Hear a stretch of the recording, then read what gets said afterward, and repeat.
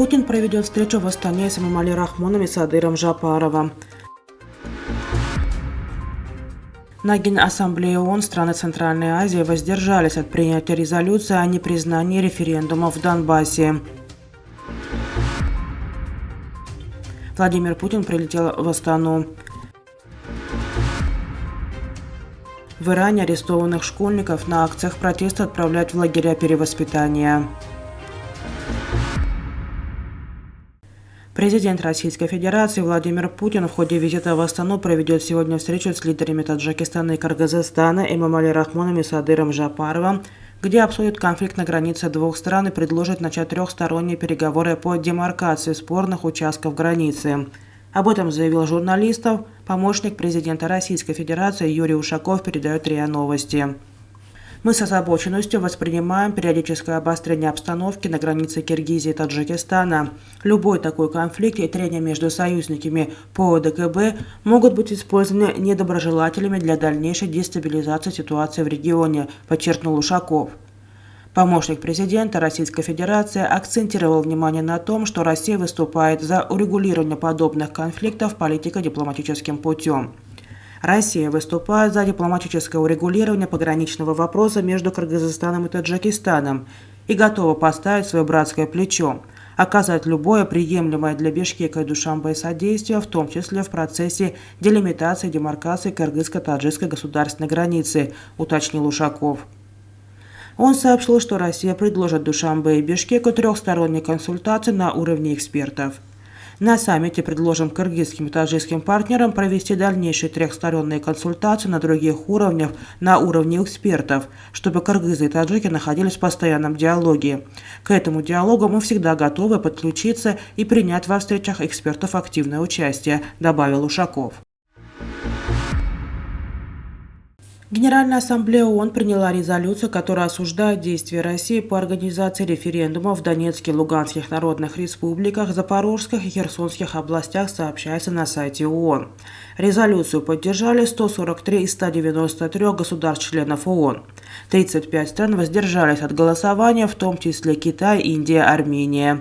5 стран проголосовали против этого – Белоруссия, Северная Корея, Никарагуа, Сирия и Россия.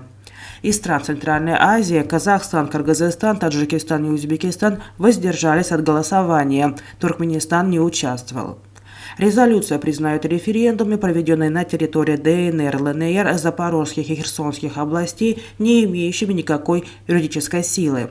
Эти референдумы, как следует из текста резолюции, не могут составлять основу для изменения статуса этих территорий, в том числе вхождения и в состав России.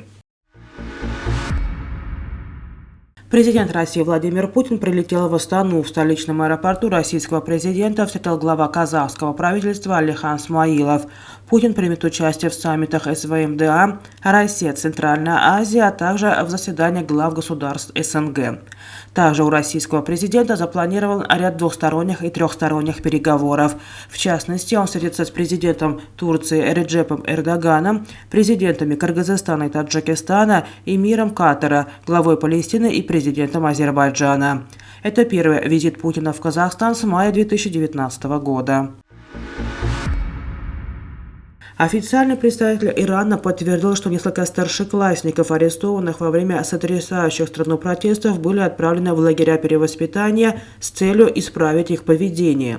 Министр образования Юсуф Нури сообщил ежедневной газете «Шарк», что учеников отправили в лагеря, которые он назвал психологическими центрами, чтобы они не превратились в асоциальных людей. У нас нет школьников в тюрьмах, и если их задерживают, их отправляют в психологические центры, где работают специалисты, чтобы ученики могли вернуться в школьную среду после того, как их исправят, сказал он. Акции протеста продолжаются в Иране с середины сентября. Их спровоцировала гибель в полиции молодой женщины, обвиненной в неисполнении закона об обязательном ношении хиджаба. В последние дни появилось сообщение об арестах учеников в школах, а в социальных сетях появились видеоролики, на которых видно, как силы безопасности нападают на протестующих подростков. 12 октября протесты продолжались в городах Тегеран, Карач, Мешхед, Исфахан, Шираз и Рашт. Большое количество протестующих собрались на улице Валиасар, одной из главных улиц Тегерана, скандируя «Смерть диктатору». Свой лозунг они адресовали аятолле Али Хаменеи, который назвал протесты разрозненными беспорядками, организованными Западом. Хаменеи попросил представителей судебных органов и силовых структур Исламской Республики выполнить свой долг в отношении протестующих. Иранские правозащитники сообщили 12 октября, что по меньшей мере 201 человек, в том числе 23 ребенка, были убиты в ходе протестов.